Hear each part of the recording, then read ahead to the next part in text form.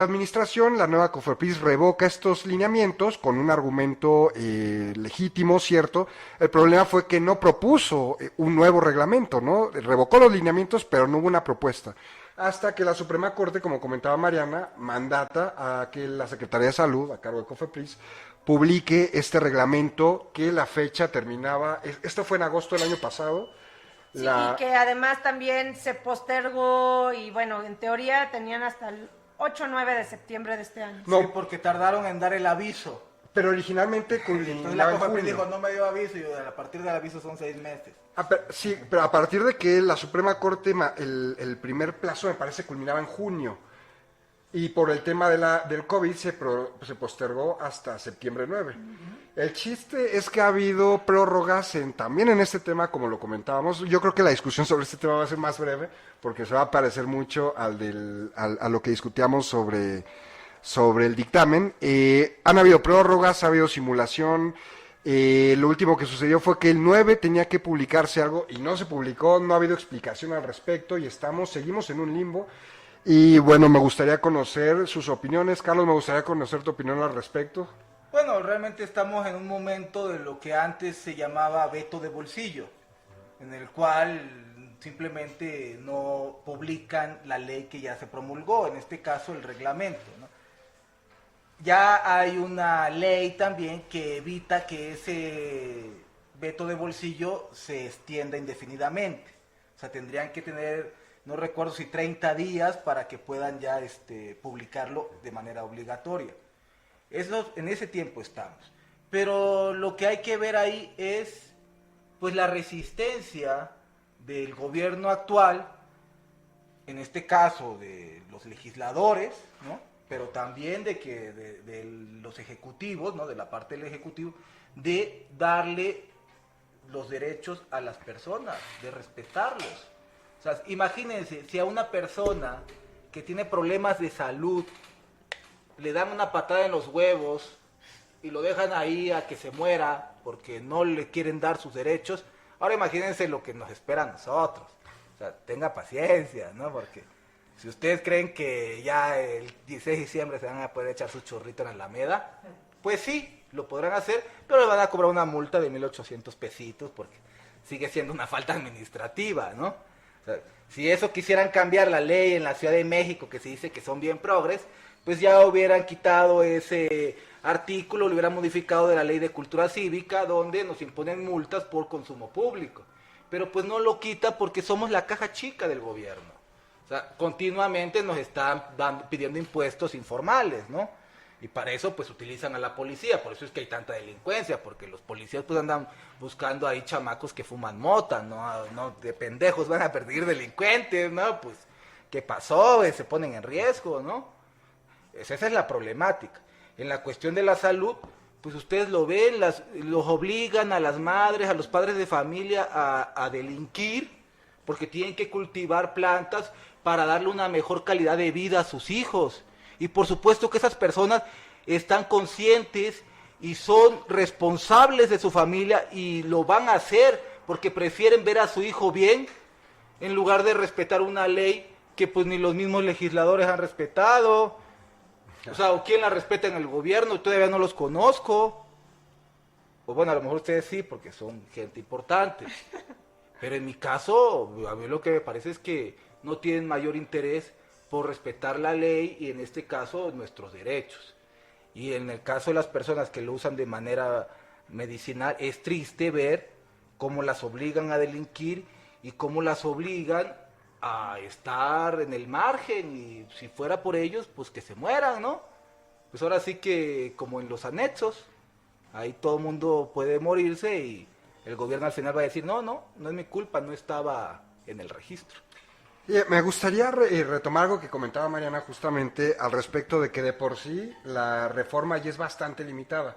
Es una reforma en materia de cannabis medicinal e investigación canábica ya muy limitada, que establece controles muy cerrados, y la posibilidad del uso terapéutico es básicamente para CBD, con porcentajes ínfimos. Bueno, es una discusión que... Yo quisiera ahí como que retomemos qué decía la ley originalmente, ¿no? La de 2017 básicamente hay un artículo en la Ley General de Salud en donde pone una tablita. El THC estaba en la lista 1, que es la que no tiene ningún uso médico y un alto potencial de abuso. Lo que se logró con la ley de 2017 fue que el THC con más de 1% de THC quedara en la lista 2, que tiene algunos usos terapéuticos, bueno, medicinales, pero alto riesgo de abuso. Por eso ese tipo de medicamentos habitualmente requieren de una receta médica con código de barra y así. Y aquellos que tuvieran menos de 1% de THC estuvieran en la lista 4. Además, crearon una cosa extraña que era la lista 5, que eran aquellas para uso industrial. Pero vas de acuerdo que si vas a crear, no sé, una chamarra, pues no tiene por qué estar en la lista de sustancias psicoactivas, ¿no? No tiene nada que ver. Entonces, bueno, por eso decía yo que ya era bastante limitada. Y además permitía la investigación y permitía la producción nacional para la investigación. ¿Qué ocurre con el reglamento propuesto por la nueva COFEPRIS dentro de la 4T, que publica, bueno, que presenta entre la CONAMER, que es la Comisión Nacional de Mejora Regulatoria, que resulta más limitante inclusive que la que había presentado tu amigo Sánchez y Tepos? Sí. Y que bueno, ellos habían hasta presentado, creo que cervezas y cosméticos y demás. Bueno, aquí a rajatabla todo es medicamento. Ni siquiera reconoce, como en Canadá, como en California, como en todos los demás países en donde se ha regulado la cannabis para uso medicinal, la flor, ¿no? Y digamos como que permite la importación, permite la exportación, permite cierta producción nacional, pero todo súper complicado. Y bueno, y aunque fuera lo más horrible, alguna posibilidad quizá representaba para algunos pacientes, y ni eso han logrado pasar. Entonces estoy de acuerdo que si a los pacientes, que ya muchos se nos han ido en este camino, que no han tenido un acceso legal, que han tenido que arriesgar su libertad, y las mamás que han sido súper valientes, además también sembrando y creando ellas los propios medicamentos de sus hijos, siguen sin acceso, y ciertamente lo que proponen es hiperlimitado, y ni con eso han logrado pasar un reglamento.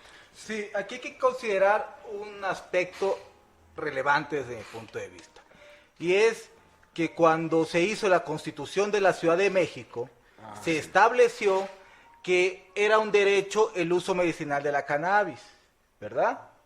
Y entonces, si llega, o sea, esa ley ahí decía, siempre y cuando esté con conformidad con la ley nacional. Y claro, si hay una ley nacional que dice que puedes importar esos medicamentos y se pueden usar, la Ciudad de México, para poder dar ese derecho, tendría que gastar millones en importar medicamentos para poderle dar salud a su población. Ese derecho. Entonces, pues obviamente no lo van a hacer, no van a gastar ni un varo en nosotros, ni en los enfermos, hemos visto. Lo que no es pasa que yo lo piense. Cuando se constitucionalizan los buenos deseos, no son realistas. Sí, en efecto, esto que comentabas, Mariana, que de por sí ya es muy limitada la reforma, y aún así todavía no obtenemos un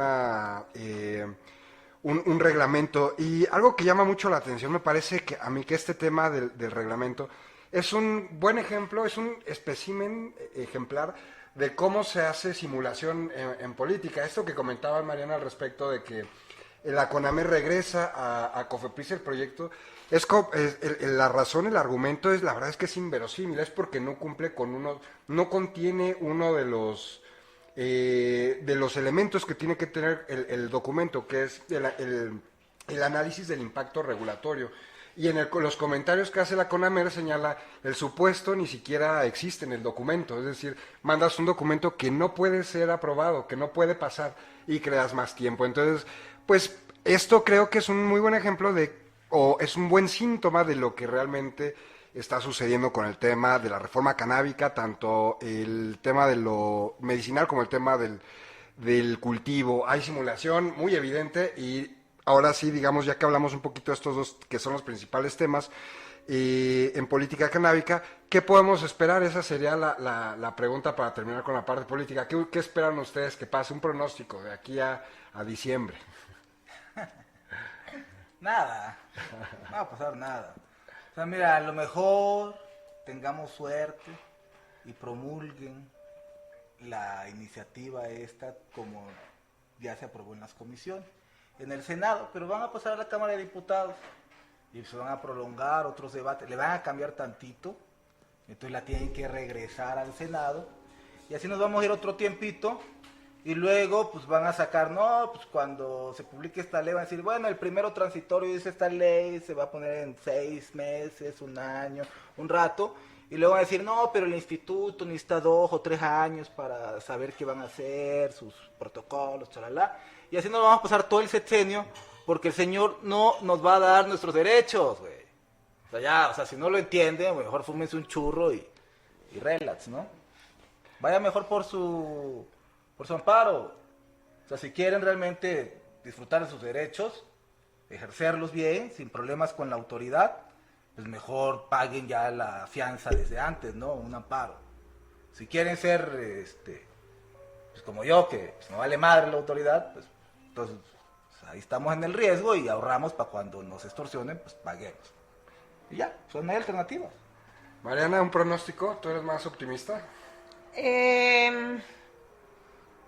No, yo preveo plantones, preveo marchas, preveo resistencia civil, preveo que cada vez nos hartemos más y estemos mejor organizados. Sí, yo lo que preveo es mucha resistencia civil. Yo creo que así es como se han logrado los cambios aquí y en otras partes del mundo. Creo que sí, que posiblemente el amparo es una opción pertinente para quienes está a su alcance o quienes quieran aventarse el trámite burocrático, que también me parece que en el portal de México Unido contra la Delincuencia ya liberaron ciertos documentos para que lo podamos hacer cada quien de forma individual y de manera gratuita, porque yo también he oído de abogados que te quieren cobrar 60,000 pesos, 30,000 pesos, otros que te avientan el choro que hasta van a hacer una asociación y te salen 500. Yo, la neta, no meto en mis manos en el fuego por ningún licenciado por el momento. Y pues nada, o sea, yo sí creo que más bien vamos a tener que organizarnos y ya. Bien, bueno, pues me parece que el comentario de Mariana es bastante, permite bastante bien pasar al siguiente tema, que es un tema más alegre, el tema del activismo canábico y ese campo tan bonito y tan colorido. Una mona de terpenos. Una mona de terpenos, hay que inventarlas.